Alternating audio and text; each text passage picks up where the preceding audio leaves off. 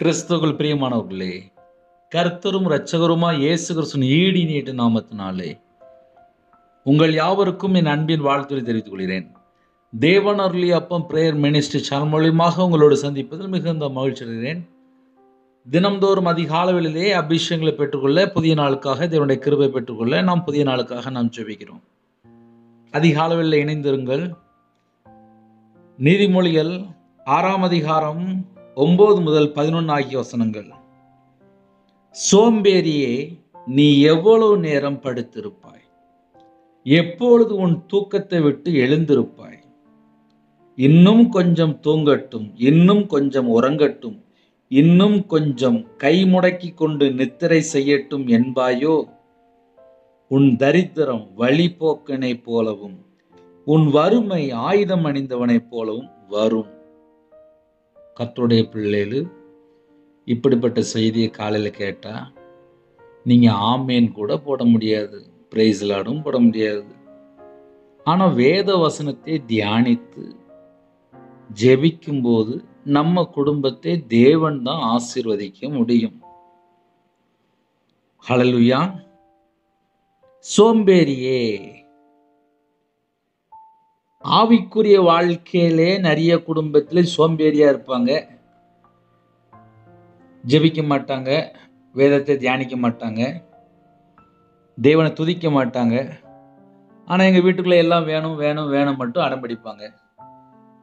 ஒரு குடும்பத்தில் ஒரு தாயார் ஜெபிக்க வந்தாங்க, சர்ச்சுக்கு போக மாட்டேங்காங்க. வீட்டில் பார்த்தா இத்தனை லட்சம் கடன் இருக்கு, இவ்வளோ பிரச்சனை இருக்கு, இவ்வளோ போராட்டம் இருக்கு, இவ்வளோ கடன் இருக்கு, வியாதி இப்படி இருக்கு, பையன் இப்படி இருக்கான் அப்படின்னு சொல்லி எல்லாம் சொல்றாங்க. அம்மா சர்ச்சுக்கு போவீங்களா? நாங்கள் போக மாட்டோம். இன்னைக்கு நிறைய குடும்பத்தில் சோம்பேறியா இருக்காங்க. சில குடும்பத்திலே காலையில் தூங்கி எழுந்திரிச்ச உடனே நிறைய வீட்டுக்குள்ளே சோம்பேறியா இருப்பாங்க. இதெல்லாம் வழக்கமாக நிறைய வீட்டுக்குள்ளே உள்ளது தான் சொல்லிட்டு இருக்கேன்.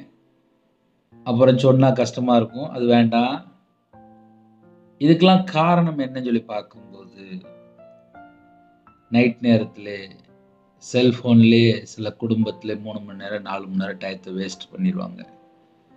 ரொம்ப படித்தவங்க, நல்ல நியூஸ் பேப்பர் பார்க்குறவங்க, நல்ல நியூஸ் கேட்குறவங்க, தேவனுக்கு பிரியமானபடி பக்தியாக வாழ்கிறவங்க, கர்த்தரை குறித்து பயம் உள்ளவங்க, கர்த்தருக்கு பயந்து வாழ்கிறவங்க, தேவ சித்தத்துக்குள்ளே வாழணும் என்று நினைக்கிறவங்க, தேவனுக்கு பிரியமானபடி எப்படியாவது வாழணும்னு சொல்லி முயற்சி பண்ணுறவங்க, காலையில் எந்திரிச்சு நான் ஜெபிக்கணும், ஆவிக்குரிய வாழ்க்கையில் வளரணும், நான் தேவனை தேடணும், எப்படியாவது நான் அபிஷேகத்தை பெற்றுக்கொள்ளணும், எப்படியாவது நான் வரங்களை பெற்றுக்கொள்ளணும், எப்படியாவது பரிசுத்த ஆவியானவரை பெற்றுக்கொள்ளணும் சொல்லி ஆசையா தேவனை தேடுகிற ஜனங்கள் உண்மையா இருக்கிறாங்க. அதனால நம்ம ரெண்டுமே நம்ம பார்க்க வேண்டியிருக்கு. ஏன்னா டெய்லி கேட்குற சில தாய்மார்கள் இருக்கிறாங்க. ஒரு குடும்பத்தில் ஒரு சகோதரி, திருமணம் முடிந்த சகோதரி, அவங்க குடும்பம் ஃபுல்லாக விற்கிறதுல இருக்கிறாங்க. இந்த சகோதரி வேற நாட்டுக்கு வேலைக்கு போயாச்சு. இவங்களுக்கு இயேசு கிறிஸ்துவை பற்றி தெரியாது. போன இடத்துல 5 மாசம் வேலை இல்லையா. அப்போ அங்கே இருக்கிற சில சகோதரிமார்கள், இயேசு கிறிஸ்துவை சொந்த இரட்சகராக ஏற்றுக்கொண்ட சகோதரிமார்கள் ஜெபிக்க ஆரம்பிச்சிருக்காங்க, அவங்க தேவனை தேட ஆரம்பிச்சிருக்காங்க. இவங்களும் இயேசு கிறிஸ்துவை சொந்த இரட்சகராக ஏற்றுக்கொண்டு தேட ஆரம்பிச்சிருக்காங்க. அந்த சகோதரி என்ன சொன்னாங்க அப்படின்னா, ஆவிக்குரிய வாழ்க்கையில் நான் சில நேரத்தில் சோர்ந்து போயிடுவேன். உங்களுடைய செய்தியை நான் வேற நாட்டிலேருந்து கேட்டுட்டு இருக்கிறேன், எனக்கு அது மிகவும் பிரயோஜனமாக இருக்கு அப்படின்னாங்க. கர்த்தருடைய கிருபையினாலே நான் எப்பமெல்லாம் சோர்ந்து போறேனோ அந்த நேரத்திலே எனக்கு இந்த செய்தி பிரயோஜனமா இருக்குன்னாங்க. ஹல்லேலூயா. இன்னைக்கு எதுக்கு காலை வேளையிலே இன்னைக்குள்ள செய்தி வித்தியாசமா இருக்கு அப்படின்னா, சோம்பேறியே, ஒரு 5 தடவை சோம்பேறியே, சோம்பேறியே, சோம்பேறியே ஏசுன மாதிரியே இருக்கும். சோம்பேறியே. இதுக்கு அர்த்தம் என்ன அப்படின்னா, 24 மணி நேரத்துல எவ்வளவு நேரத்தை வேஸ்ட் பண்றோம். கர்த்தருடைய பிள்ளைகளை சம்பாதிக்கிறதுக்கு திறந்த வாசல் வைத்திருக்கிறார். ஜெபிக்கிறதுக்கு திறந்த வாசல் வைத்திருக்கிறார். கையில பைபிள் எடுத்து வாசிக்கிறதுக்கு திறந்த வாசல் வைத்திருக்கிறார். கண்ணாடி வேணுமா, கடையில போய் கண்ணாடி போட்டுடலாம். பைபிள் வேணுமா, கடையில போய் பைபிள் வாங்கிட்டு வந்துடலாம். செல்போன்ல ஒரு ஆப் ஏற்றி வச்சுன்னா, ஒருவேளை என்கிட்ட பைபிளே இல்லை பிரதர் அப்படின்னா, செல்போன்ல பிளே ஸ்டோர்ல போய் ஒரு பைபிளை டவுன்லோட் பண்ணிடலாம். நான் செய்தி கேட்க முடியல அப்படின்னா, படுத்து கிடந்து சில வீட்டுல படுக்கையில இருக்காங்க, முடக்குவாதங்கிறாங்க, எனக்கு கேன்சர் அப்படிங்கிறாங்க, ஹாஸ்பிட்டல் இருக்காங்க, கவர்மெண்ட் ஹாஸ்பிட்டல் இருக்காங்க, பிரைவேட் ஹாஸ்பிட்டல் இருக்காங்க. எத்தனையோ இடத்துல இருந்து தேவன் அருளிய அப்பம் மினிசம் மூலியமாக அவசர சிகிச்சையில் இருக்கிறவங்க கூட அந்த செய்தி கேட்டுட்டு இருக்கிறாங்க. அதனால கால வேளையிலே நீங்க எல்லாம் இணைந்திருக்கிறீங்களா? முடிஞ்சா ஒரு நிமிஷமாவது தேவன் அருளிய அப்பம் மினிஸ்டருக்கு ஜெபித்து கொள்ளுங்க. என் பேர் ரவிராஜ். எனக்கா முடிஞ்சா ஒரு நிமிஷமா ஜெபம் பண்ணுங்க. ஏன்னா சுவிசேஷம் அறிவிக்கிறது எல்லாரும் மேலேயும் விழுந்த கடமை. கர்த்தருடைய கிருபையினாலே பல தேசங்களுக்குள்ளே சுவிசேஷம் அறிவிக்கிறதுக்கு ஒரு கிருபை தந்திருக்காரு. 2016 முழு நேர ஊழியத்துக்கு வந்தேன். சர்ச்சில் கோயில் குட்டியார வேலை பார்த்தேன். கோயில் குட்டியார வேலை பார்க்கும்போது ஆல்டர்ல போய் ஜெபிக்கிற ஒரு பழக்கம் உண்டு. நேரம் ஆல்டர்ல போவேன், கையை அப்படி மேல தூக்கிடுவேன். 10 கோடி ஆத்மா பரலத்துக்கு கொண்டு வருவேன், எனக்கு கிருபை தாங்கப்பா அப்படின்னு சொல்லி கேட்பேன். இதான் என்னுடைய ஜெபம். எனக்கு ஜெபம் பண்ண தெரியாது. எல்லாரும் போல ரொம்ப கஷ்டப்பட்டு ஊழியத்துக்கு வந்தவன். நிந்தைகள், அவமானங்கள், கடன் பிரச்சனை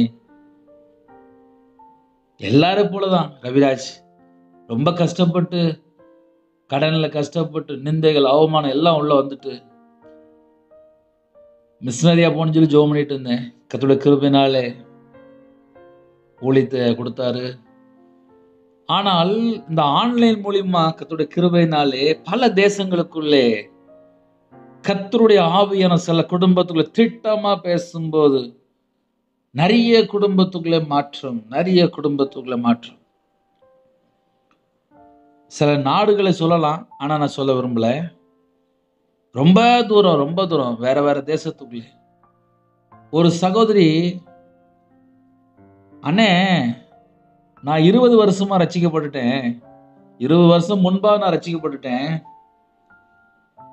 எனக்கு பிள்ளைகள் இருக்கு. நான் வாலிப வயசுல ரட்சிக்கப்பட்டுட்டேன். 20 வருஷமா எனக்கு பைபிள் வாசிக்கிற இன்ட்ரெஸ்ட் எனக்கு வரல. உங்க செய்தியை நான் கேட்டேன். ஒரு நாளைக்கு நான் எத்தனை மணி நேரம் வேஸ்ட் பண்ணிட்டு இருக்கேன்னு சொல்லி சில செய்தியில நீங்க பேசிட்டு இருந்தீங்க. நான் ஒரு நாளைக்கு ஒரு 6 மணி நேரம் 7 மணி நேரம் செல்போன்ல தான் நான் இருப்பேன். என் கணவர் வெளியில போனதுக்கப்புறம் நான் செல்போன்ல தான் இருப்பேன். உங்க செய்தியை கேட்க ஆரம்பிச்சதுக்கு அப்புறம் செல்போனை பார்க்கறத கொஞ்சம் கொஞ்சமா குறைக்க ஆரம்பிச்சேன். வீட்டில் டிவி பார்க்கறது தேவையில்லாம எல்லாம் டயத்தெல்லாம் குறைக்க ஆரம்பிச்சேன். அந்த நேரத்தில் நான் கையில பைபிள் எடுக்க ஆரம்பிச்சேன். 20 வருஷமா நான் பைபிள் வாசிக்காம இருந்தேன். நான் விரும்பி திருமணம் முடிச்சேன். என்னையால சர்ச்சுக்கு போக முடியல. நான் இருக்கிறது வெளிநாடு.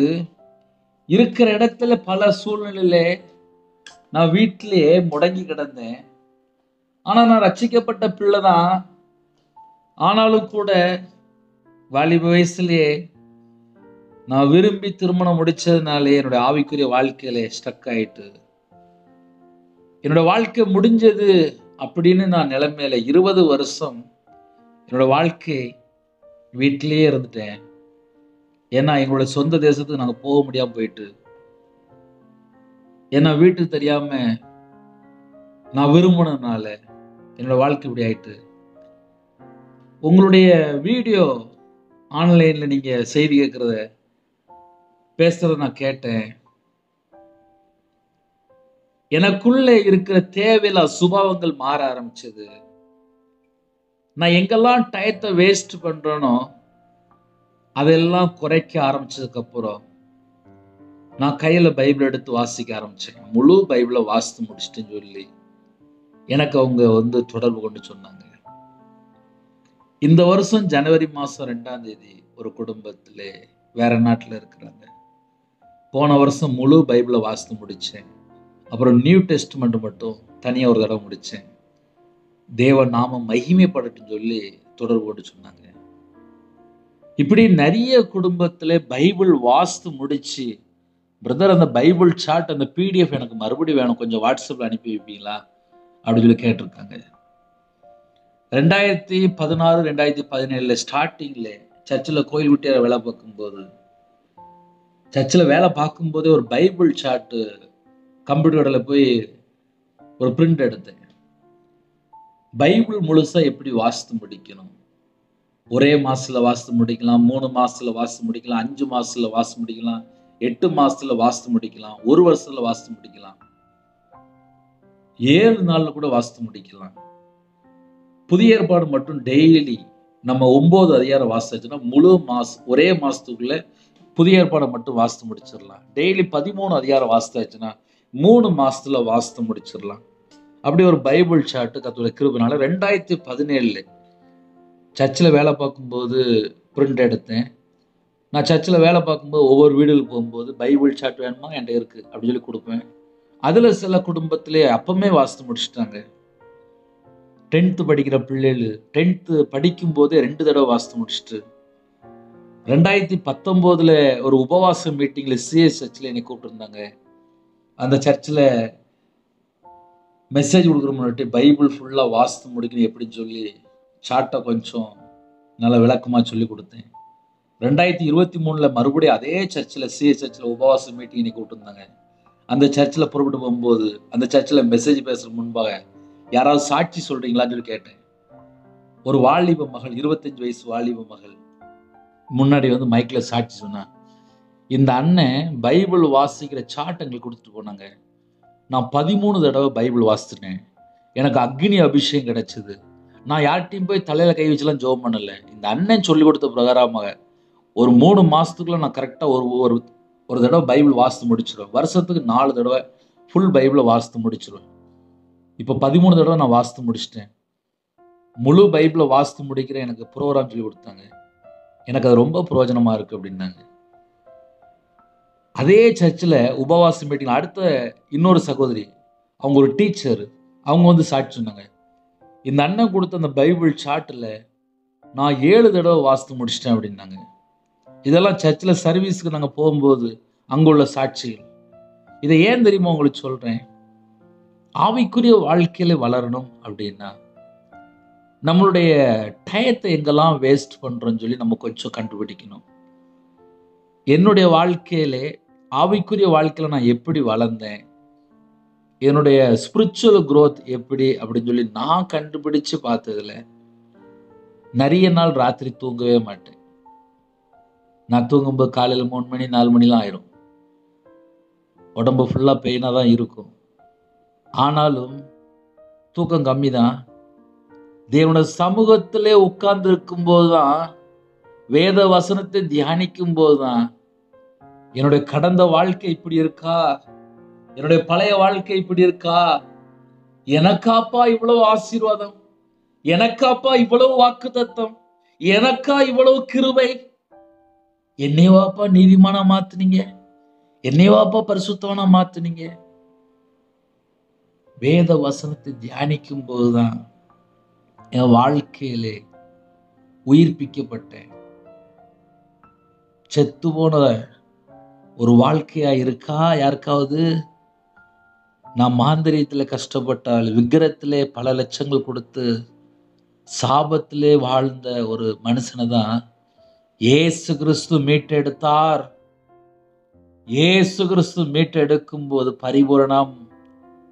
இயேசு கிறிஸ்து ஒரு மனுஷனை மீட்டெடுத்தால் உன்னோட வாழ்க்கை வித்தியாசமா இருக்கும். விசேஷித்த ஒரு வாழ்க்கை. ஆவிக்குரிய வாழ்க்கையில வளரணுமா? சோம்பேறியே சோம்பேறியே சோம்பேறியே. இன்னைக்கு நிறைய குடும்பத்துல காலையில் இந்த செய்தி கேட்கும்போது அப்படியே வித்தியாசமா இருக்கும். அதை நான் சொல்ல விரும்பலப்பா. சோம்பேறியே நீ எவ்வளவு நேரம் படுத்திருப்பாய்? நிறைய குடும்பத்துல காலையில இன்னைக்கு ஒரு மாதிரியா இருப்பீங்க. சரி இருங்க, ஒன்றும் பிரச்சனை இல்லை. நீ எவ்வளவு நேரம் படுத்திருப்பாய்? கேள்விதான்ப்பா கேட்கிறாரு. வேற ஒண்ணும் நீங்க தப்பாலாம் நினைக்க வேண்டாம். எப்பொழுது உன் தூக்கத்தை விட்டு எழுந்திருப்பாய்? சொல்லு. எவ்வளவு நேரம்ப்பா படுத்திருப்ப? எப்பொழுது உன் தூக்கத்தை விட்டு எழுந்திருப்பாய்? சொல்லு. சொல்லுப்பா சொல்லு அப்படிங்கிறாரு. இன்னும் கொஞ்சம் தூங்கட்டும், இன்னும் கொஞ்சம் உறங்கட்டும், இன்னும் கொஞ்சம் கை முடக்கி கொண்டு நித்திரை செய்யட்டும் என்பாயோ? இன்னைக்கு நிறைய குடும்பத்துல என்ன நடக்கு அப்படின்னா, மனைவி வந்து எழுப்பி எழுப்பி விடுவா, எப்பா எந்திரிங்கப்பா. சில வீட்டுல அம்மாமாரு எழுப்பி விடுவாங்க, ஐயா எந்திரியா, எப்போ எந்திரிமா. இப்போ நிறைய வாலிப பிள்ளைகள், வாலிப பையங்கள்லாம் காலையில எந்திரிக்கிறதே கிடையாது. மத்தியாலம் அந்த டைம்ல ஆயிரும். கேட்டா நைட்டு உட்காந்து சிஸ்டத்துல உட்காந்து பல மணி நேரம் உட்காந்து, பல வீட்டுல பல பிரச்சனை உண்டு, அது நமக்கு தெரியாது. ஆனா சில வீட்டுல நேரத்தை வேஸ்ட் பண்ணிட்டு இருப்பாங்க. நைட் நேரத்துல உட்காந்து செல்போன்ல, லேப்டாப்ல, சிஸ்டத்துல உட்காந்து நேரத்தை ஃபுல்லா தின்றும். உண்மையிலே ஒரு வேலை பார்க்குறாங்க, அதுக்காக இருந்தா பரவாயில்ல. ஆனா சில குடும்பத்துலலாம் தேவையில்லாமல் அந்த நைட் நேரத்துல கண்ணு பாதிக்கப்பட்டுரும். இன்னும் கொஞ்சம் தூங்கட்டும், இன்னும் கொஞ்சம் உறங்கட்டும், இன்னும் கொஞ்சம் கை முடக்கி கொண்டு நித்திரை செய்யட்டும் என்பாயோ? இந்த வசனத்தை வாசிக்கும் போது, நான் சின்ன வயசுல இருக்கும்போது, எங்க அப்பா உயிரோட இருக்கும்போது, நான் சின்ன வயசுல வேலைக்கு போயிட்டேன். நான் 11 வயசுல வேலைக்கு போயிட்டேன். காலையில வேலைக்கு போகும்போது காலையில ஒரு 7-8 மணிக்குள்ள வேலைக்கு போயிடுவேன். அதுக்கு முன்னாடியே எழுப்பிடுவாங்க. காலைல தூங்கிட்டு இருப்ப எழுப்பிடுவாங்க, ஐயா எந்திரி எந்திரி அப்படிம்பாங்க. இதை ஏன் காலைல சொல்றேன் அப்படின்னா, நிறைய குடும்பத்துல காலையிலே எந்திரிச்சு வேலை பார்ப்பீங்க. கர்த்தருக்கு ஸ்தோத்திரம், தேவன் பார்த்து கொள்வார். ஆனா சில வீட்டில் எந்திரிக்க மாட்டாங்கல்ல, அவங்களுக்காக நம்ம சொல்லிதான் வேண்டியிருக்கு. இன்னும் கொஞ்சம் தூங்கட்டும், இன்னும் கொஞ்சம் உறங்கட்டும், இன்னும் கொஞ்சம் கை முடக்கி கொண்டு நித்திரை செய்யட்டும் என்பாயோ? இதுக்கு வீட்டுல வேற யாராவது துணையா இருப்பாங்க, அவங்க எழுப்பிவிடவே மாட்டாங்க. சில குடும்பத்துல நைட் நேரத்தில் தண்ணி அடிச்சுட்டு வருவாங்க, ஃப்ரெண்டுகிட்ட பேசிட்டு வருவாங்க, நைட்டு கேம்ல விளையாடுவாங்க, ஆன்லைன்ல விளையாடுவாங்க, வீடியோ காலில் பேசிட்டு இருப்பாங்க, வேற வெப்சைட்ல இருப்பாங்க, வேற வேற தேவையில்லாத இடத்துல பேசிட்டு இருப்பாங்க. இதெல்லாம் நைட் நடக்கும். காலையில பார்த்தா எந்திரிக்க மாட்டாங்க. இன்னும் கொஞ்சம், இன்னும் கொஞ்சம், இன்னும் கொஞ்சம். உன் தரித்திரம் வழிபோக்கனை போலவும், உன் வறுமை ஆயுதம் அணிந்தவனை போலவும் வரும். அந்த கடைசியில வரும் அப்படின்னு இருக்குல்ல, அதை கொஞ்சம் நிப்பாட்டி ஆழமா யோசிச்சிட்டீங்க அப்படின்னா, ஒரு வீட்டுல தரித்திரம் ஏன் வருது, வறுமை ஏன் வருது அப்படிங்கிற ஒரு முக்கியமான கேள்விக்கு இன்னைக்கு ஆன்சர். ஏன்னா நிறைய குடும்பத்துல மாந்திரியம் பண்ணிட்டான், சூனியம் பண்ணிட்டான், அவன் பண்ணிட்டான், இவன் பண்ணிட்டான் அப்படிம்பாங்க. இவங்க பார்த்தா காலையில எந்திரிக்கவும் மாட்டாங்க, ஜெபம் பண்ணவும் மாட்டாங்க, முழங்கால நிற்கவும் மாட்டாங்க, தேவனை தேடவும் மாட்டாங்க, துதிக்கவும் மாட்டாங்க. இஷ்டம் போல இஷ்டம் போல இஷ்டம் போல இஷ்டம் போல இஷ்டம் போல வேலைக்கு 9 மணிக்கு போனா 8:30 மணிக்கு எந்திரிக்கிறது, 10 மணிக்கு ஆபீஸ் அப்படின்னா 9 மணிக்கு எந்திரிக்கிறது, காலையில 8 மணிக்கு போகணும் அப்படின்னா 7:45 எந்திரிக்கிறது. கேட்டா நைட்டு ஃபுல்லா அங்க நிறைய தேவையில்லாம போன் கால்லாம் போய்கிட்டே இருக்கும். சில குடும்பத்துலாம் காதுல அப்படியே ரத்தம் வந்துடும். அந்த அளவுக்கு அந்த செல்போன் காதுல வச்சு அந்த கதிர்வீச்சும்பாங்கல்ல, அப்படியே காதுலயே இருக்கும். இதெல்லாம் உள்ளதுதான்ப்பா. நிறைய வீட்டுல அம்மாட்ட பேச மாட்டுக்காங்க, மனைவிட்ட பேச மாட்டுக்காங்க, பிள்ளைகள்கிட்ட பேச மாட்டுக்காங்க, வேற யார்கிட்டயோ பேசி வாழ்க்கையை தொலைச்சிருந்தாங்க. சோம்பேறியே சோம்பேறியே என்கிறார். நீ எவ்வளவு நேரம் தூங்கிட்டு இருப்ப சொல்லு, நீ எவ்வளவு நேரம் படுத்திருப்ப, எப்பொழுதும் தூக்கத்தை விட்டு எழுந்திருப்ப அப்படின்னு கேட்கிறார். ஒருவேளை இன்னைக்குள்ள செய்தி ஏதாவது ஒரு சில குடும்பத்துக்காக பிரயோஜனமா இருக்கும்ல. காலையிலேயே ஒரு குடும்பம் ஆசீர்வாதமா இருக்குன்னு சொல்லி எல்லாரும் யோசிப்பீங்க. 11ஆம் வசனத்திலே, உன் தரித்திரம் வழிபோக்கனை போலவும், உன் வறுமை ஆயுதம் அணிந்தவனை போலவும் வரும் அப்படிங்கிற. ஏன் அப்படி சொல்றாரு அப்படின்னா, சோம்பேறியா இருந்துச்சுன்னா தண்டனை எழுதி வச்சிருக்காரு. அந்த வசனம் உண்மையிலே என்னப்பா அர்த்தம் அப்படின்னா, 11ஆம் வசனம் தண்டனை. உங்க வீட்டுல பைபிள் இருந்தா எடுத்து தண்டனைன்னு எழுதி வைங்க. சில குடும்பத்துல தூங்கிக்கிட்டே இருப்பாங்க. தண்டனை. இப்ப என் வாழ்க்கையில எனக்கு 2008ல ஒரு ஆபரேஷன் நடந்துச்சு. டாக்டர் சொன்னாரு, இந்த பையன் பொழைக்க மாட்டான் அப்படின்னாரு. கர்த்தருடைய கிருபையினால 2025ல ரவிராஜ் உயிரோட இருக்கான். ரவிராஜுக்காக ஜெபித்துக் கொள்ளுங்கள். இந்த பூமியிலே தேவன் வேதம் சொல்கிறது பழைய ஏற்பாட்டில் அவரே நமக்கு ஜீவனும் தீர்காயுசுமானவர் என்று எழுதப்பட்டிருக்கு.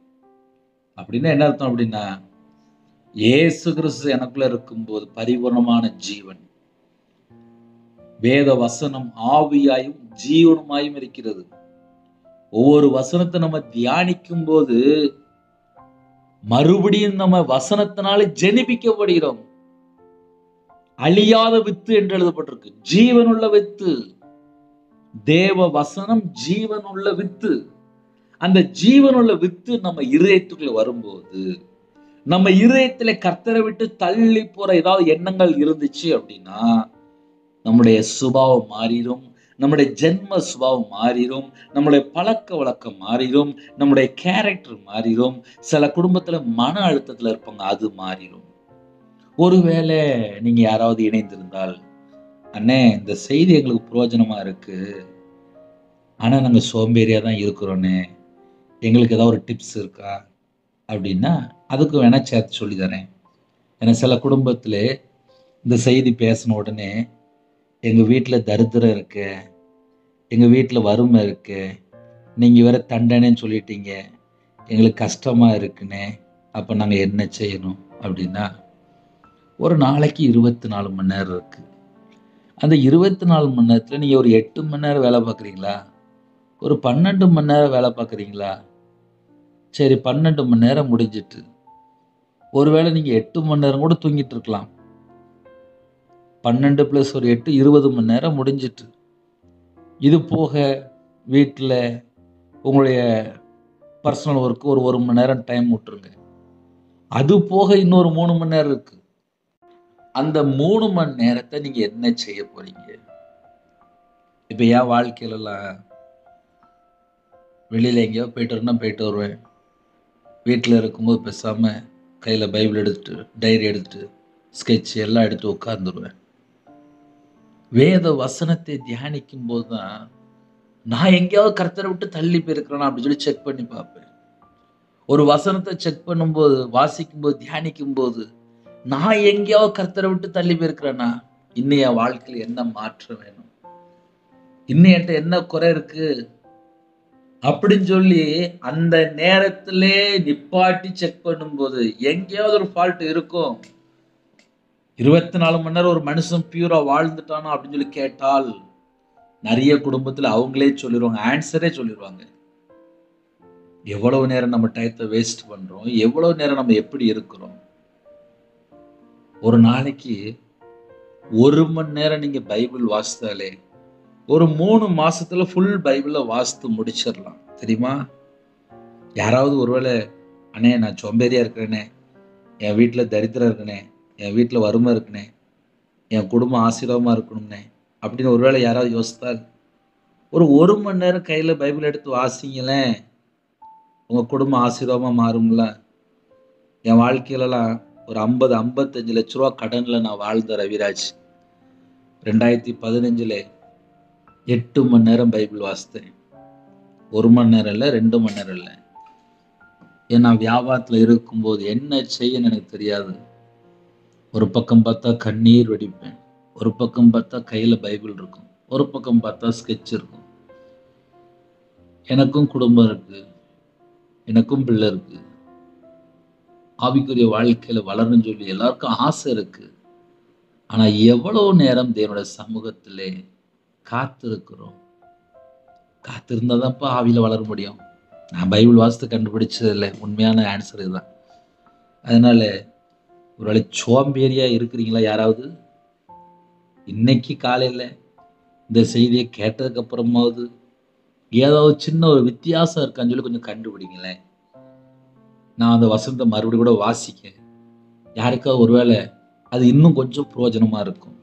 சோம்பேறியே, சோம்பேறியே, நீ எவ்வளவு நேரம் படுத்திருப்பாய்?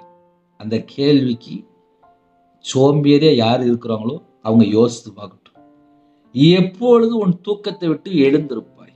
எப்பப்பா எந்திரிப்ப சொல்லு அப்படிங்கிறது. இன்னும் கொஞ்சம் தூங்கட்டும், இன்னும் கொஞ்சம் உறங்கட்டும், இன்னும் கொஞ்சம் கை முடக்கி கொண்டு நித்திரை செய்யட்டும் என்பாயோ? இப்படிலாம் பைபிள் எழுதப்பட்டிருக்கு. இப்படிப்பட்ட செய்தி நம்ம வாழ்க்கையில நம்ம தியானிக்கும் போது சின்ன சின்ன மாற்றம் வந்தா கூட நம்ம குடும்ப பிரச்சனை சரியாயிரும். நிறைய வீட்டிலலாம் கடன் கடன் கடன். நான் வியாபாரத்தில் இருக்கும்போது காலையிலேயே போயிடுவேன். 3 மணிக்கு போயிருக்கேன், 5 மணிக்கு போயிருக்கேன், 6 மணிக்கு போவேன். சில நேரத்தில் எப்பமாவது ஒரு 7 மணிக்கு போயிடுவேன். அதுக்குள்ளேயே கம்ப்ளைண்ட் வந்துடும், லேட்டாக கடைக்கு வரேன் அப்படின்ட்டு. அந்த 1 hour அது பிஸ்னஸ் டைமாக இருக்கும். காலையில் யாரெல்லாம் சீக்கிரமாக இருந்திருக்கிறீங்களோ அந்த குடும்பம் ஆசீர்வாதமாக இருக்கும். எனக்கு தெரிந்த ஒரு குடும்பம் உண்டு. கிட்டத்தட்ட ஒரு 35 வருஷம் கூட சொல்லலாம். ஆமாம், 35 வருஷம். இந்த 35 வருஷமும் காலையில் 4 மணிக்கு இல்லைன்னா ஹையஸ்ட்டாக போனால் 5 மணிக்கு எழுந்திருவாங்க. அவங்க வீட்டில் பார்த்தா வீடு சொந்தம், வியாபாரம் சொந்தம், நகை இருக்குது, சகல விதமான செழிப்பு இருக்குது. என்னன்னு சொல்லி பார்க்கும்போது காலையிலே எந்திரிச்சு முழங்கால் போட்டு பைபிள் வாசித்து, ஒரு அதிகாரம் பைபிள் வாசித்து நேராக வியாபாரத்துக்கு போயிடுவாங்க. நான் சொல்கிறது காலையில் 4 மணி இல்லைன்னா 5 மணி, அதிகபட்சக்கு போனால் தான் 6 மணி, அவ்வளோதான். அப்புறம் காலைல 4லேருந்து 6 மணிக்குள்ளே எப்படினாலும் எந்திரிச்சிருவாங்க. இதை ஏன் உங்களுக்கு சொல்கிறேன் அப்படின்னா, காலையில் சீக்கிரமாக எந்திரிக்கும் போது நிறைய டைம் இருக்கும். அதே நேரத்தில் ராத்திரி எத்தனை மணிக்கு தூங்குவோம் அப்படின்னு சொல்லி கேட்டால் 10 மணி 11 மணிக்குள்ளே தூங்கிடுவாங்க. அவங்களாம் டிவியும் பார்க்க மாட்டாங்க, செல்ஃபோனும் பார்க்க மாட்டாங்க. நைட்டு வியாபாரத்தை முடிச்சுட்டு வந்தாலும் நேராக போய் வண்டி படுத்துரும். ஏன்னா காலைல 4 மணி இல்லை 5 மணிக்குள்ளே எந்திரிச்சிருவாங்க. இதுதான் ஒரு மனுஷனுடைய வாழ்க்கையிலே அதிகால வேலையிலே எந்திரிச்சு அவங்கவுங்க வேலையை செய்யும்போது அந்த குடும்பங்கள் ஆசீர்வதிக்கப்படும். ஒரு சின்ன நான் ஒரு கேள்வி வேணா கேட்குறேனே. ஏன்னா வீட்டில் நிறைய தாய்மார்லாம் செய்தி கேட்பீங்கல்ல, அம்மாமார் செய்தி கேட்பீங்க, சில வாலிப பிள்ளைகள் சகோதரிமார்லாம் கேட்குறீங்கல்ல. ஒரு 2 நாள் தாய்மார் ஒரு அம்மாமார் லேட்டாக இருந்துச்சுட்டாங்கன்னா சமையல் யார் பண்ணுவா? அப்போ எல்லார் வீட்லேயுமே தாய்மார் ஃபுல்லாக சீக்கிரமாக இருந்துச்சு பிள்ளைகளை கவனிக்கிறது, அம்மாவை கவனிக்கிறது, மனைவியை, குடும்பத்தில் யார் யார் இருக்காங்க எல்லாருக்கும் காலையிலே அவங்கவுங்க அவங்க வேலையை கரெக்டாக செஞ்சுட்டு இருப்பாங்க. அப்போதான் சமையல் ரெடி ஆகும். ஆவிக்குரிய வாழ்க்கையிலே எனக்கும் தேவனுக்கும் எவ்வளோ நேரம் டைம் இருக்கோ அந்த குரோத் தான் ஸ்பிரிச்சுவல் குரோத். அதனால் காலைவேளை இந்த செய்தி நிறைய குடும்பத்தில் பிரயோஜனமாக இருக்கும். அதில் அது 11ஆம் வசனம் கொஞ்சம் வாசிக்கேன். அது கொஞ்சம் நிறையரோட இருதயத்தில் கொஞ்சம் பதியணும். உன் தரித்திரம் வழி போக்கனை போலும், உன் வறுமை ஆயுதம் அணிந்தவனை போலும் வரும் அப்படிங்கிறது. அப்படின்னா என்னப்பா அர்த்தம் அப்படின்னா, தரித்திரமும் வறுமை தூங்கிட்டே இருந்தா வந்துருமா? தயவு செய்து எல்லா குடும்பமும் நல்லா இருக்கணும் அப்படின்னா அவங்கவுங்க காலையிலேயே அவங்கவுங்க எந்திரிச்சு அவங்கவுங்க வேலையை பார்த்துட்டு இருக்கணும். சில குடும்பத்துலலாம் இப்போ இந்த செல்ஃபோன் கையில் வந்ததுக்கப்புறம் யார் பேச்சையும் கேட்கறது கிடையாது. அம்மா பேச்சும் கேட்கறது கிடையாது, அப்பா பேச்சும் கேட்கறது கிடையாது, புருஷன் பேச்சும் கேட்கறது கிடையாது. நிறைய வாலிப பிள்ளைகள்லாம் இஷ்டம் போல் எந்திரிக்க ஆரம்பிச்சிட்டாங்க. கேட்டால் நிறைய படிச்சுட்டு இருப்பாங்க, அது அவங்களுடைய உண்மையான கருத்து. ஆனாலும் காலையில் எந்திரிச்சாச்சு அப்படின்னா தேவனை தேடலாம். ஆவிக்குரிய வாழ்க்கையில் வளர்றதுக்கு ரொம்ப பிரயோஜனமாக இருக்கும். ஹல்லேலூயா. இந்த செய்தி உங்களுக்கு பிரயோஜனமாக இருந்துச்சு அப்படின்னா நீங்கள் கமெண்ட் பண்ணிக்கோங்க, பிரச்சனை இல்லை. என் பேர் ரவிராஜ். எனக்கா டெய்லி ஒரு நிமிஷமாக ஜெபிங்க. கண்களை மூடி நாம் ஜெபம் செய்வோம். கிருபை மகிமை இந்த பரிசுத்தமுள்ள நல்ல பிதாவே, நன்றியோடு துதிக்கிறோம், சுகிறோம்ப்பா. எங்கள் வாழ்க்கையிலே உற்சாகத்தின் ஆவினால் நிரப்புங்கப்பா. ஆவிக்குரிய வாழ்க்கையில் உயிர்ப்பீங்கப்பா. எந்த குடும்பத்துல இந்த செய்தி கேட்டு, ஐயோ நான் பைபிள் வாசிக்காம இருக்கிறேனே, நான் தேவனை தேடாம இருக்கேன்னு சொல்லி எந்த குடும்பத்திலே உணர்றாங்களோ, உணர்வின் ஆவியை தாங்கப்பா. அந்த கல்லான இதயத்தை எடுத்து போட்டுருங்க, சரியான இதயத்தை தாங்க. ஜெபிக்கிற பிள்ளைகளை எழுப்புங்க, கிருபையினால் நிரப்புங்க, தீர்காயுஸ் தாங்க. ஒவ்வொரு குடும்பத்துக்கும் பரிபூர்ணமான ஆசீர்வாதம் வேணும். ஒவ்வொரு குடும்பத்தையும் கர்த்தர் ஆசீர்வதிங்க. அவங்களுடைய கையின் கீழில் ஆசீர்வதிங்க. அவங்களுடைய அப்பத்தையும் தண்ணீரை ஆசீர்வதிங்க. யாரெல்லாம் தனிமையிலே திக்கற்ற பிள்ளையா இருக்கிறாங்களோ அந்த குடும்பத்தை எழுப்புங்க. ஏழை எளிய ஜனமா இருக்கிறாங்க, எழுப்புங்கப்பா. இந்த வருஷத்துல நாங்க முழு பைபிளை வாசிக்க முடியும், கிருபை தாங்கப்பா. உங்க கரத்துல அர்ப்பணிக்கிறோம்.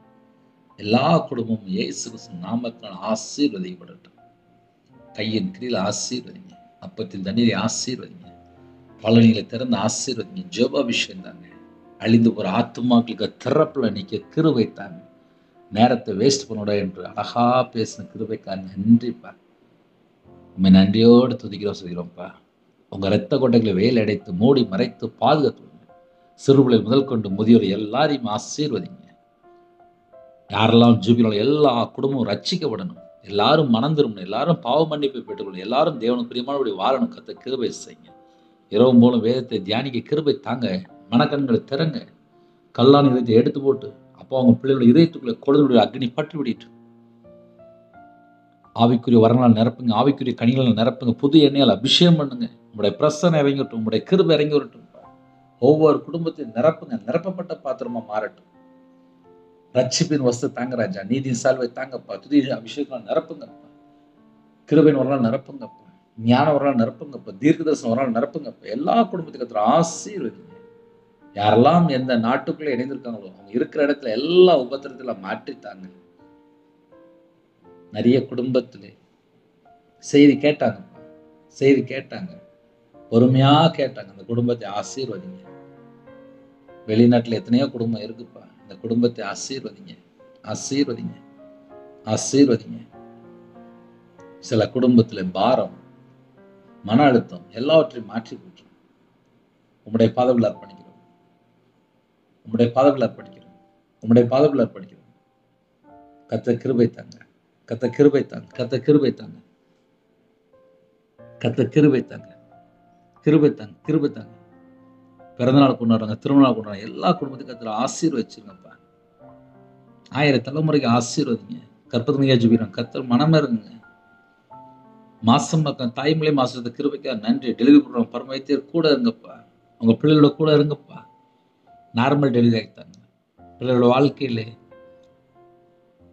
திருமணம் வேண்டாங்கிறாங்கப்பா. நல்ல குடும்பமா தாங்க, ரட்சிக்கப்பட்ட குடும்பமா தாங்க. ஆவிக்குரிய வாழ்க்கையில வளரணும், கிருபை தாங்க. திருமணம் முடிந்ததுக்கு அப்புறம் நிறைய குடும்பத்துல குழப்பம்தான் ஓடிட்டு இருக்குது. பாவ அடிமை, விக்கிர வழிபாடு, மாந்திரிகம், பிள்ளி சுனியம், ஏவல்ல கட்டப்பட்ட நிலைமை. அந்த குடும்பம் ரட்சிக்கப்படணும், கிருபை தாங்கப்பா. காலவேளையில வாட்ச்மேன் ஜெபிக்கிறான், செக்யூரிட்டி ஜெபிக்கிறான், போலீஸ் ஆபீஸ் ஜெபிக்கிறான், ஆர்மியில ஜெபிக்கிறான், அதிகாரிகள் ஜெபிக்கிறான், தலைவர் ஜெபிக்கிறான், டீச்சர் ஜெபிக்கிறாங்க. எத்தனையோ நாட்டுக்குள்ளே வேற நாட்டுக்குள்ள இணைந்திருக்காங்க. காலை வேளையில வியாபாரத்துக்கு போறாங்க, கம்பெனிக்கு போறாங்க, சிறு தொழில் பார்க்குறாங்க. காலை வேளையில விவசாயத்துக்கு போறாங்க, அதிகாலை வேளையில யாரெல்லாம் வெளியில போறாங்க. எல்லா குடும்பத்தையும் கத்தர் பரிசுத்தப்படுத்தி உங்களுடைய கிருபையால் நிரப்பி முன்னும் பின்னுமா தேவதை நிப்பாட்டி முன்னும் பின்னுமா சகல விதமான பாதுகாப்பு தந்து உங்க பிள்ளைகளை அழைத்து கொண்டு போங்க. டிரைவிங் லைன்ல போறாங்க, எல்லாருக்கும் பாதுகாப்பு தான். பஸ்ல போறாங்க, கார்ல போறாங்க, ட்ரெயின்ல போறாங்க, எல்லாருக்கும் பாதுகாப்பு தான். படிக்கிற பிள்ளைகளுக்கு ஸ்தோத்திரம். நல்ல எக்ஸாம் எழுதணும்ப்பா. எக்ஸாம் எழுதி முடித்த ரிசல்ட்டுக்காக இருக்கும். அந்த குடும்பத்தையும் உங்களுடைய கரத்தில் அப்படிடும். தேவனர்களே அப்போ மினிஸ்டர் மூலியமா இணைந்திருக்க எல்லா குடும்பம் ஜீவ புஸ்தல் எழுதப்படணும்ப்பா. அந்த கிருபை எங்களுக்கு தாங்கப்பா, அந்த கிருபை எங்களுக்கு தாங்கப்பா. நாங்கெல்லாம் பரலோகத்துக்கு வரணும்ப்பா. என்னோட வாழ்க்கையில என்னெல்லாம் பாவருக்கு எல்லாவற்றையும் மன்னிச்சிருங்கப்பா. உமக்கு பிரியமானபடி வாழணும்ப்பா. பலவீனத்தோடு படுத்த படுக்கையிலே, ஹாஸ்பிட்டல்ல, ஐசியூ வார்டில் ஸ்கேன் ரிப்போர்ட் எடுத்து வெயிட்டில் இருக்காங்க. சில குடும்பத்தில் டாக்டரால் கைவிடப்பட்ட நிலைமை, சரீரத்தில் பலவிதமான வியாதி. எந்தெந்த குடும்பத்தில் எந்த சூழலில் இணைந்திருக்காங்களோ அந்த குடும்பத்தை கத்தர் கண் நோக்கி பாருங்கப்பா. ஒவ்வொரு குடும்பத்துக்கும் கத்தர் பூரண சுகம் தாங்கப்பா. உங்களுடைய தலைமுறை கரத்தினால தொட்டு சுகமாக்கி தாங்கப்பா, தொட்டு சுகமாக்கி தாங்கப்பா. ஏசு கிறிஸ்து ரத்தத்தினால, ஏசு நாமத்தினாலே ஒவ்வொரு குடும்பத்துக்கும் பரிபூர்ணமான சுகம் உண்டாகட்டும்ப்பா. பரிபூர்ணமான சுகத்தை தாங்கப்பா, பரிபூர்ணமான சுகத்தை தாங்கப்பா. எத்தனையோ தேசத்துக்குள்ள இணைந்துக்கப்பா. ஒவ்வொரு குடும்பத்துக்கும் பூரண சுகம் தாங்கப்பா. சிறுபிள்ளைகள் முதல் கொண்டு முதியோர் எல்லா குடும்பத்துக்கு கர்த்தர் ஆசீர்வதிங்க ராஜா. யாரெல்லாம் பலவீனத்தோடு ஜெபிக்கிறாங்களோ எல்லா குடும்பத்துக்கும் பூரண சுகம் தாங்க ராஜா. உங்களுடைய தலைமுறை கருத்தினால் தொட்டு சுகமாக்கி தாங்கப்பா, தொட்டு சுகமாக்கி தாங்கப்பா. எல்லா பலவீனத்திலும் நீக்கி போட்டுங்கப்பா, எல்லா பலவீனத்திலும் நீக்கி போட்டுங்கப்பா. உங்க நாம மகிமைப்படட்டும், உங்க நாம மகிமைப்படட்டும், உங்க நாம மகிமைப்படட்டும், உங்க நாம மகிமைப்படட்டும். இயேசு கிறிஸ்து ரத்தத்தினால இயேசு நாமத்தினால எல்லா தடைகளும் விலகி போட்டும். இந்த நாளின் ஜெபிக்கிற குடும்பத்தை ஆசிரியங்க. வீடு கட்டுன்னு நினைக்கிறாங்கப்பா, கட்டிட்டு இருக்காங்கப்பா. எல்லா தடையெல்லாம் நீக்கி வீடு கட்ட கிருபை தாங்கப்பா, வீடு கட்டி முடிக்க கிருபை தாங்கப்பா. சில குடும்பத்துல லோன் வாங்கியிருக்காங்க, கட்ட முடியாத அளவுக்கு சூழ்நிலை, ஃபைனான்ஸ்ல பணம் வாங்கியிருக்காங்க, குழுல வாங்கியிருக்காங்க. ஜொல் லோன் இருக்கு, பர்சனல் லோன் இருக்கு, பிசினஸ் லோன் இருக்கு, விவசாய லோன் இருக்கு. சில குடும்பத்துல ஓடி லோன், எத்தனையோ குடும்பத்துல அப்பா கரண்ட் அக்கௌண்ட், எத்தனையோ இடத்துல அப்பா பணம் கட்ட முடியாத அளவுக்கு சூழ்நிலை. சில குடும்பத்திலே அதிகமான கடன் வாங்கி கண்ணீரோடு வாழ்ந்து கொண்டிருக்காங்க. ஒவ்வொரு குடும்பத்துக்கும் என்னென்ன தேவையோடு ஜெபிக்கிறாங்களோ கர்த்தர் மனமிறங்கி உங்க பிள்ளைகளுக்கு இரக்கம் பாராட்டி, தயவு பாராட்டி, மனிதருடைய கண்களிலே தயவுடைய கிருபை செய்யுங்க. நீயோ கடன் வாங்குவதில்லை, அநேக ஜாதிகளுக்கு கடன் கொடுப்பா என்று வேதம் சொல்லுது. உங்க பிள்ளையோட வாழ்க்கையிலே கர்த்தர் ஆசீர்வதிங்க, மனமிறங்குங்க. இன்னைக்குள்ள எல்லா தேவைகளும் சந்தித்து உங்க பிள்ளைகளை ஆசீர்வதிங்க. பொருத்தனை பண்ணி இரவு போலமா ஜெபிக்கிற குடும்பம் உண்டு. பொறுமையோடு செய்தி கேட்கிறாங்க. அந்த பிள்ளைகளோட வாழ்க்கையில ஒரு மாற்றத்தை கட்டிடுங்க. குடும்பம் ரட்சிக்கப்படணும், ஞானஸ்தானம் எடுத்து ஆலயத்துக்குள்ள நாட்டப்படணும். எல்லா குடும்பமும் ஞாயிற்றுக்கிழமை சர்ச்சைக்கு போகணும்ப்பா. எல்லா தேசத்துல ஜனங்களும் இயேசுவே மெய்யான தெய்வம் என்பதை அறிந்து கொள்ளணும். என் மீட்பர் உயிரோடு இருக்கிறீங்க. எங்களுடைய பாவங்களுக்காக மரித்து வேத வாக்கியின்படி அடக்கம் பண்ணப்பட்டு 3ஆம் நாள் உயிர் தந்தீங்கப்பா. இயேசு கிறிஸ்துவை ஆராதிக்கிற கிருபைகள் தந்தீங்கப்பா. ஜீவனுள்ள தேவனை ஆராதிக்க எங்களுக்கு கிருபை தந்தீங்கப்பா. பரிசுத்தமுள்ள தேவனை ஆராதிக்க எங்களுக்கு கிருபை தந்தீங்கப்பா. மரித்தேன், சதா காலங்களிலும் உயிரோடு இருக்கேன்னு சொன்னீங்க ராஜா. பாவமுடைய பாதவிடலை எங்களை அர்ப்பணிக்கிறோம்ப்பா. இந்த நாளைக்கான கிருபைக்கா நன்றியோடு உண்மை துதிக்கிறோம் சொல்கிறோம்ப்பா. ஜெபிக்கிற எல்லா குடும்பத்தையும் கர்த்தர் பொறுப்பெடுத்துருங்கப்பா. இரவு மூலமா ஜெபிக்கிற எல்லா குடும்பம் ஆசீர்வாதமா இருக்கட்டும். அவங்களோட சந்ததி ஆசீர்வட்டும், அவங்களோட அப்பத்தின் தனி ஆசீர்வதிப்பா, அவங்களோட வம்சம் ஆசீர்வட்டும். முதியோர் இடத்துல இருக்காங்க, ஹாஸ்டல்ல இருக்காங்க, ஹோம்ல இருக்காங்க, உங்க பிள்ளைகள் தனிமையா இருக்காங்க, அந்த இடத்துல கர்த்தர் இறங்கி வரணும்ப்பா. சில குடும்பத்துல விதவையா இருக்காங்க, திக்கற்ற பிள்ளை இருக்காங்க, கணவர் இல்லாம இருக்காங்க, பிள்ளைகள் இல்லாம இருக்கு. அந்த குடும்பத்தை கர்த்தர் சந்திங்கப்பா. வயசாயிட்டு அந்த குடும்பத்தை கர்த்தர் சந்திங்கப்பா. ஜெபிக்கிற எல்லா குடும்பத்தையும் ஆசீர்வதிங்க. உங்க நாம மையப்படட்டும். சில குடும்பத்துல ஏமாந்துட்டாங்க, பணம் கொடுத்து வரல, நகை கொடுத்து வரல, சொத்து பிரச்சனை, மனுஷரை நம்பி ஏமாந்துட்டாங்க, ஃப்ரெண்டை நம்பி ஏமாந்துட்டாங்க, ஏமாற்றப்பட்ட சூழ்நிலை. அவங்களுக்கு ஒரு கிருபை வேணும்ப்பா. அந்த பிள்ளைகளுக்கு ஒரு பாதுகாப்பு வேணும்ப்பா. கர்த்தர் கிருபை செய்யுங்க. உம்முடைய கரத்துல அப்படின்னு துதிகான மகிமை எல்லாம் ஒருங்கே செலுத்திடும். இயேசு கிறிஸ்து பிதாவே, ஆமென். தேவனுக்கே மகிமையுண்டாவதாக. கர்த்தர் தாமே உங்களையும் உங்கள் குடும்பத்தின் சகல காத்தும் சம்பூர்ணமா திருப்தியா கர்த்தர் கொடுத்து பரிபூர்ணமா ஆசீர்வதிப்பாராக. ஆமென். கர்த்தராகிய இயேசு கிறிஸ்து கிருபையும் பிதாவாகிய அன்பும் பரிசுத்தருடைய ஐக்கியமும் இப்பொழுதும் எப்பொழுதும் சதா காலங்களிலும் நம்மளோடு கொடுப்பதாக. ஆமென். கிறிஸ்துவில் பிரியமானவர்களே, 9363064182 நம்பர் உண்டால் நாங்கள் உங்களுக்காக குடும்பத்தை ஜெபிப்போம். நீங்களும் எங்களுடைய ஊழியக்காரத்துடன் ஜெபித்து கர்த்தர் உங்களையும் உங்கள் குடும்பத்தையும் சகல காலத்தையும் சம்பூர்ணமா திருப்தியா கர்த்தர் கொடுத்து ஆசீர்வதிப்பாராக. ஆமென். கர்த்தராகிய இயேசு கிறிஸ்து கிருபையும் பிதாவாகிய அன்பும் பரிசுத்தருடைய ஐக்கியமும் இப்பொழுதும் எப்பொழுதும் சதா காலங்களிலும் நம்மளோடு கொடுப்பதாக. ஆமென். கிறிஸ்துவில் பிரியமானவர்களே, எனக்கா டெய்லி ஒரு நிமிடமா ஜெபித்து கொள்ளுங்கள். God bless you.